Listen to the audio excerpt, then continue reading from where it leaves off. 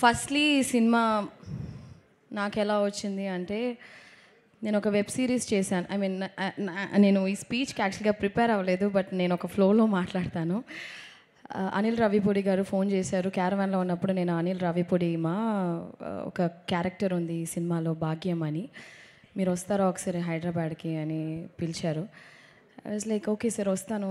కానీ ఏంటి అంటే లేదు ఒక లుక్ టెస్ట్ చేయాలి. I want see how you look అంటే నాకు ఒక ఐడియా వస్తుంది అంటే దెన్ ఐ కేమ్ హియర్. ఆయన గెటప్ వేసి హీ సెడ్ ఓకే ఒక 2 డైలాగ్స్ చెప్పు అన్నారు. So Godavari slang first time నేను కూడా మాట్లాడాను. ఐ డోంట్ రిమెంబర్ ఏం డైలాగ్ అని.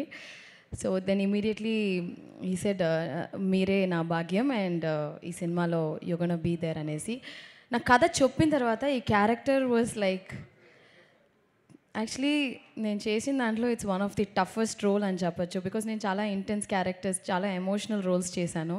This is completely new for మీ.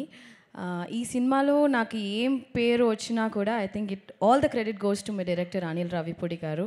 ఆయన చెప్పింది ఒక 10-20% చేస్తుంటే యాక్చువల్గా 100% చేస్తుంటే ఇంకా బాగుండేది. But I think character set అవ్వడానికే ఒక 5-6 days అయ్యింది. So Anil garu is a fantastic performer and a fantastic human being.